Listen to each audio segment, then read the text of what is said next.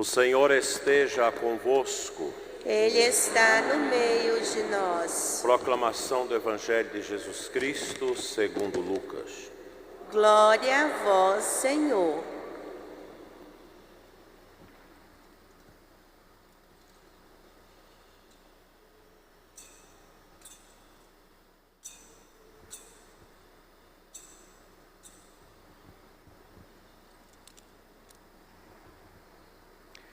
Naquele tempo, Jesus contou aos discípulos uma parábola para mostrar-lhes a necessidade de rezar sempre e nunca desistir, dizendo: Numa cidade havia um juiz que não temia Deus e não respeitava homem algum. Na mesma cidade havia uma viúva que vinha à procura do juiz pedindo: Faze-me justiça contra o meu adversário. Durante muito tempo o juiz se recusou. Por fim ele pensou: Eu não temo a Deus e não respeito homem algum. Mas esta viúva já está me aborrecendo. Vou fazer-lhe justiça, para que ela não venha a agredir-me. E o Senhor acrescentou: Escutai o que diz este juiz injusto.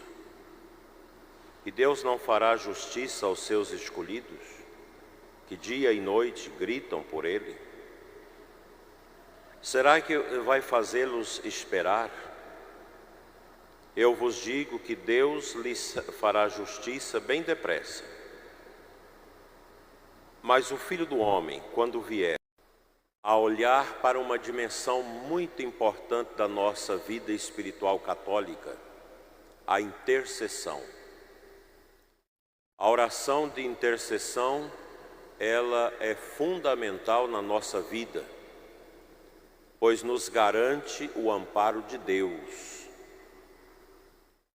Nós ouvimos esta parábola que somente São Lucas conta nos seus evangelhos, da viúva insistente diante de um juiz iníquo. Mesmo aquele homem insensível, abrutalhado, ele não resiste à insistência daquela mulher desprovida de justiça e lhe faz a justiça.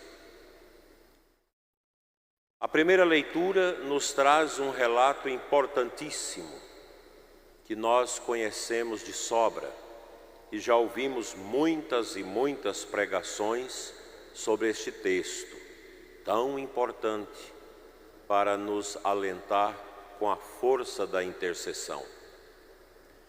O povo de Israel ficou 40 anos perambulando pelo deserto e não conseguia entrar na terra prometida. Foi uma provação permitida por Deus. E quem cercava o povo hebreu eram os amalecitas, um povo cruel, inimigo dos hebreus, e sempre colocou resistência. Deus orientou a Moisés que estabelecesse uma batalha contra os amalecitas. E deu as orientações: escolha alguns homens sob a guisa do condado de Josué e vá combater. E você vai para a montanha orar, interceder. E Moisés prontamente obedece a Deus. E naquela região de Rafidim travou-se a última batalha que impedia Israel entrar na terra prometida, atravessar o vale do Jordão e tomar posse daquelas terras férteis. Moisés convidou Ur e Arão, sacerdotes, para estar com ele a orar. E quando Moisés mantinha as mãos levantadas clamando a Deus, Josué vencia a batalha. Mas quando seus braços cansavam e eram arriados, Israel perdia. foi quando Ur e Araão leva Moisés a sentar-se numa pedra e cada um segura o seu braço de um lado e outro. E durante o dia, orando e intercedendo, Israel passou ao fio da espada os amalecitas e tornou-se livre para o ingresso na terra prometida. Trata-se, meus irmãos, de um combate. Os combates são terríveis. E nós podemos lembrar aqui o combate de Lepanto, quando o Papa São Pio V pediu que se fizesse uma campanha poderosa de rosário para evitar que os turcos tomassem a Europa e estabelecesse os califados muçulmanos. Foi uma batalha tremenda, porque o lado do bem era pouco, o lado do mal muito grande, mas o rosário de Nossa Senhora, São Pio V era um dominicano, venceu os inimigos. Assim nós temos na vida da igreja muitos momentos em que a oração de intercessão foi decisiva para as vitórias de Deus no mundo. Nunca podemos esquecer o poder da intercessão. Você pai, você mãe, que intercede pelos seus filhos. Lembremos da Batalha de Santa Mônica, que durante 30 anos intercedeu pela conversão, pela cura do seu filho Agostinho, que se tornou um santo, sacerdote, bispo e maravilhoso doutor da igreja. Eu mesmo tenho a minha experiência de 8 anos de Eucaristia como padre, colocando na patena e no cálice todos os dias o meu pai, para que ele passasse por um processo de conversão e buscasse a Santa Confissão. Um pedido que minha mãe fez antes da morte, pois nem no dia do primeiro casamento meu pai se confessou. E no segundo casamento ele ludibriou o padre e também não se confessou. E lá jazia quase 30 anos sem se confessar.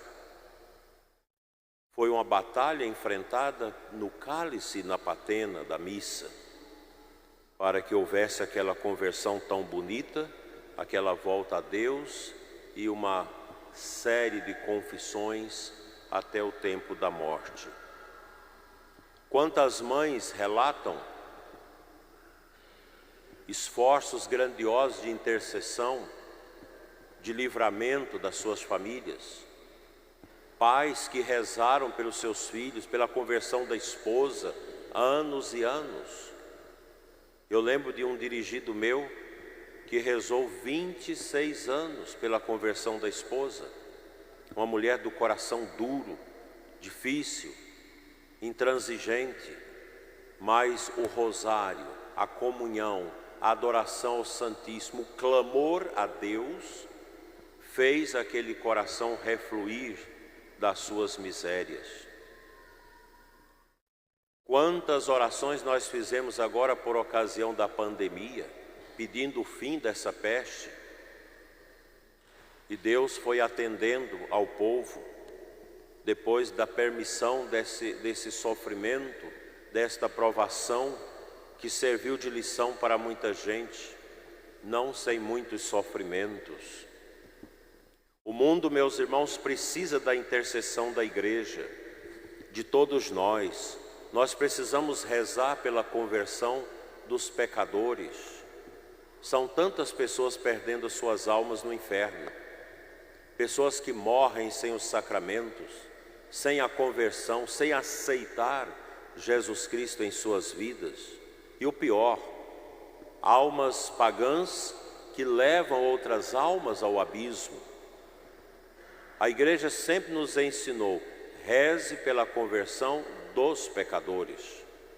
E é por causa desta oração que volta e meia você acolhe uma pessoa que não é batizada, toda estragada pela vida, pedindo um socorro espiritual. E aí começa aquele processo da evangelização, de levar a pessoa a aceitar Jesus, a catequese, os sacramentos, a mistagogia, que é esse tempo que a gente vai aprendendo a trazer Deus para dentro de nós. Quantas belezas nós podemos colecionar através da poderosa intercessão. Os padres da igreja sempre fazem leituras maravilhosas dos textos, tanto do Antigo Testamento quanto do Novo Testamento. Cito 2 padres da igreja que comentaram sobre esse texto de Êxodo. São João Crisóstomo, que disse, olha, na figura de Moisés, nós já temos um tipo antecipado do Messias. Moisés já era uma imagem de Cristo, porque Moisés é a imagem também do patriarca pastor, que conduziu o povo nas grandes dificuldades,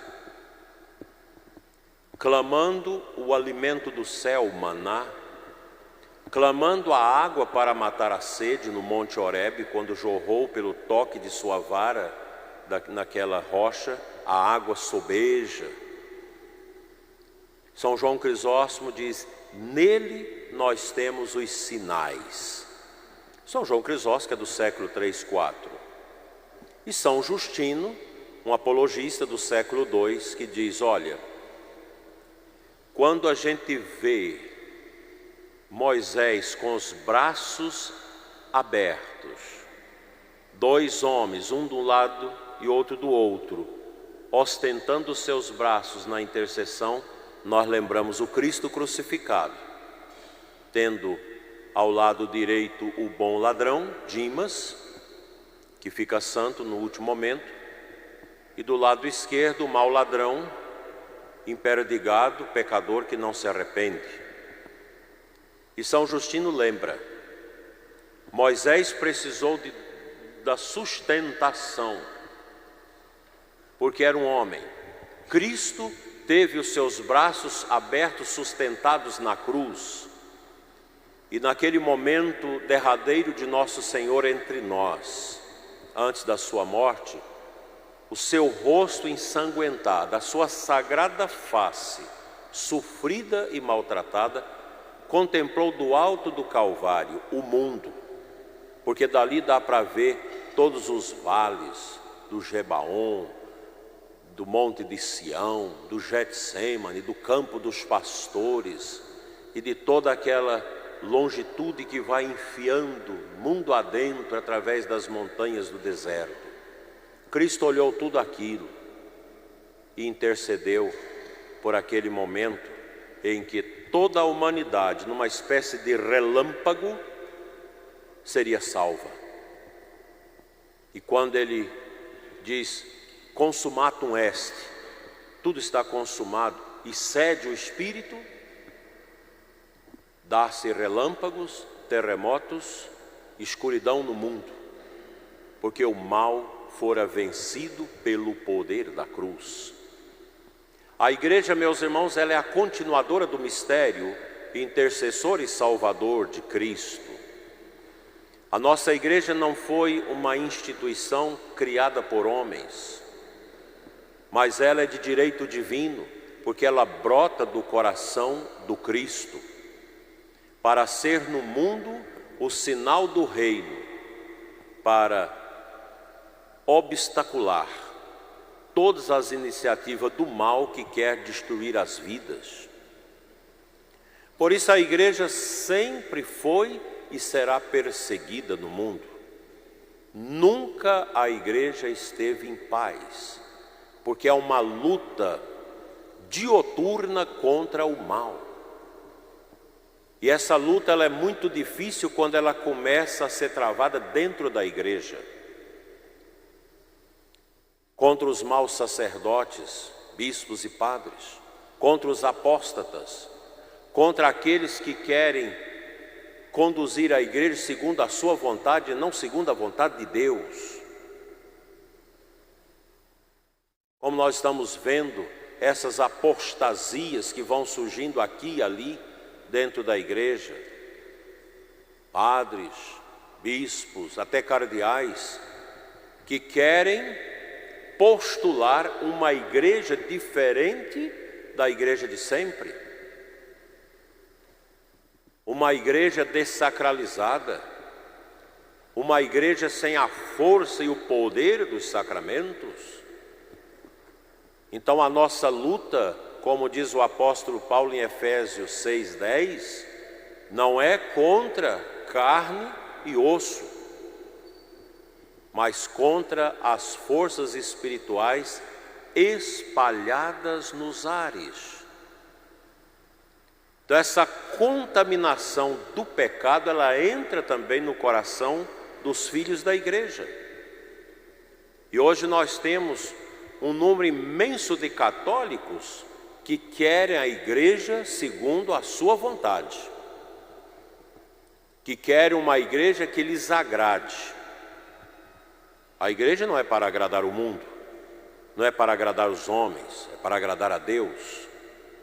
O sacerdote, o bispo, o padre, seja quem for, os ministros, os servidores da igreja, não existem para agradar os homens, para agradar o mundo, agradar o paganismo, agradar as pessoas do politicamente correto. Não, se fosse para isso, a igreja seria uma ONG e não um mistério. Nós somos o mistério. E a igreja é a única voz no mundo que se levanta para defender os que sofrem, para defender a família, contra toda essa perseguição que nós estamos vendo da nova ordem mundial no mundo todo, para destruir a família cristã, a família judaica. Toda essa onda financiada por grandes grupos para impor o aborto, a legalização de drogas no mundo. Veja os países, basta olhar o nosso país vizinho, Uruguai, depois que legalizou as drogas, o que está acontecendo naquele país? Veja a Holanda, a que brejo chegou com a legalização de aborto, da prostituição, do uso de drogas. É um país triste, amorfo, sem sentido.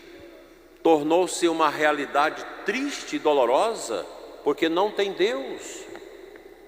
Esta onda no mundo, essa ideologia terrível no mundo todo, para destruir a fé, para perseguir a fé, e a gente escuta isso todos os dias. Então a igreja precisa se levantar contra isso, e nós precisamos orar para que o nosso país também não seja vítima dessas ideologias que querem destruir a família, legalizar drogas, aborto, tirar a liberdade das pessoas, quebrar a inocência das nossas crianças e encher o coração dos nossos jovens com a malícia, com a vaidade, com tudo que não presta. O cristianismo, meus irmãos, será sempre esta força intercessora em favor da salvação das almas. A primeira preocupação nossa não é com esse mundo nem com o nosso corpo, mas com a nossa alma, que precisa voltar a Deus para viver eternamente com Ele, e não na escuridão das trevas. A diocese, ela é uma porção da Igreja Universal. Toda diocese é uma igreja particular, governada por um bispo e seu presbitério, em comunhão com o Papa. A diocese, ela tem uma caminhada própria. É preciso a gente ter presente que a CNBB, a Conferência Nacional dos Bispos, ela é uma entidade de comunhão dos bispos, ela não manda nas dioceses. Ela não pode mandar nas dioceses. A diocese tem um governo próprio, particular, através do seu bispo e do seu presbitério. E a diocese, ela existe não para agradar o mundo, mas para agradar a Deus, para evangelizar, para anunciar Cristo e sua justiça. Mesmo que a gente tenha que sofrer, mesmo que nós tenhamos que perder a vida mas nunca podemos sair do trilho da tradição, da palavra e do magistério autêntico que nos guia na comunhão com o Papa, na comunhão com as verdades que nós recebemos dos apóstolos. A nossa diocese de Formosa é uma diocese que cresce na oração. Nós temos sentido que esses 43 anos de existência, não obstante as turbulências e dificuldades, mas a diocese é uma diocese que reza. Nós temos gente diante do Santíssimo o tempo todo na catedral. Na paróquia São Sebastião, adoração 24 horas. Nas paróquias da diocese, os cercos de Jericó, orações, celebrações, visita aos doentes, confissões. É essa a vida e a dinâmica da diocese. E a nossa tarefa é uma tarefa difícil. A tarefa do bispo na diocese não é uma tarefa fácil. E a gente vai adiante por quê? Porque o povo reza pelo bispo. Eu tenho uma gama de intercessores na diocese e também fora da diocese que reza por nós. Do contrário, já teria morrido, já teria acabado. Porque a oração, nós temos muitos e muitos Moisés que oram por nós. Nós temos um mosteiro que vocês nem conhecem as monjas, porque elas são de observância radical. 24 horas por dia no silêncio, na reclusão, na oração, intercedendo pela diocese, pelas nossas famílias, pelo bem da igreja. Quantas e quantas pessoas na intercessão, orando pelas nossas pastorais, pelos nossos trabalhos, pela catequese, pela perseverança dos nossos seminaristas, pela santificação do nosso clero. Todos nós devemos cultivar um grande amor pela diocese. E na diocese o bispo nunca faz mal à igreja. O bispo deve trabalhar em profunda unidade.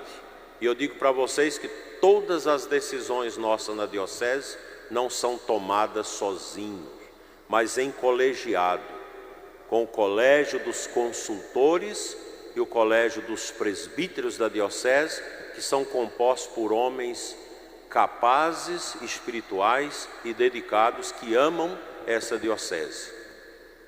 A administração da nossa diocese é uma administração que cada vez mais atende à excelência,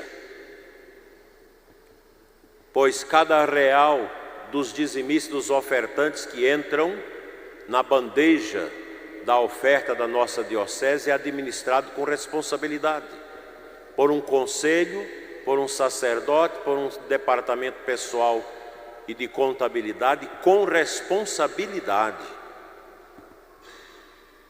É assim que a diocese deve caminhar. A diocese não pode caminhar à deriva. As nossas paróquias, todas estão trabalhando com um conselho administrativo, para o padre não tomar decisões sozinho, mas precisa ser no colegiado, na comunhão, na participação, na transparência, na responsabilidade. As obras da Casa de Nazaré, que estão indo para o final, não tem R$1 da diocese, como também a aquisição e a montagem da nossa rádio. Tudo doação do exterior, graças à obra de Maria, a amizade com Gilberto da obra de Maria, que nós temos uma ligação com pessoas que podem nos ajudar. Como também a construção do santuário Nossa Senhora das Graças, em Alto Paraíso, que tem pouco da comunidade, mas muito dessas ajudas que a gente consegue graças à amizade, à estima que a diocese tem lá fora. A obra de Maria acabou de reformar esse colégio antigo dos franciscanos aqui, que deverá ser um centro de evangelização da juventude, que vai ser conduzido pela obra de Maria. que é uma comunidade de evangelização, que tem feito um bem extraordinário em vários países do mundo e aqui no Brasil. São trabalhos, meus irmãos, que nós vamos realizando. Nossa diocese é pobre, não é uma diocese sobeja que tenha patrimônio para ajudar a se manter. A diocese é mantida por vocês, com a ajuda do dízimo, das ofertas. A gente ajunta um pouquinho de cada paróquia, paga o seminário. Damos conta de ir zelando da diocese da melhor forma possível, graças ao amor do povo à igreja. E na igreja nós temos aqueles que estão firmes na igreja, que oram, que levam a igreja adiante. Temos aqueles indiferentes, que participam, mas que não ajudam com nada. E temos aqueles que nada faz a não ser criticar e zombar e desmerecer a igreja, a diocese e os seus ministros. Mas sempre foi assim. E a gente sabe que todos aqueles que injustamente faz mal à igreja, à reputação dos padres, dos ministros, todos eles terão uma chance no final da vida de se converter para não se perder na escuridão do inferno. Que a nossa diocese continue sendo uma igreja acolhedora, uma igreja servidora,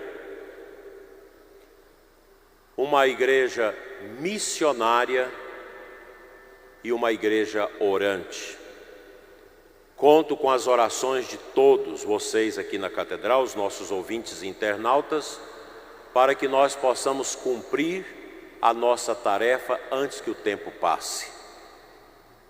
Daqui a 7 anos vamos celebrar os 50 anos da diocese, e se não morrer antes, deverá ser o meu último ano com vocês, e assim nós vamos trabalhando a igreja para que ela nunca esmoreça diante das tempestades, das perseguições e de todas as hordas de dores e sofrimentos que o mundo passa. Que Deus seja louvado e que a Imaculada Conceição, nossa excelsa padroeira, continue olhando pela nossa diocese e pelo nosso povo. Assim seja. Amém.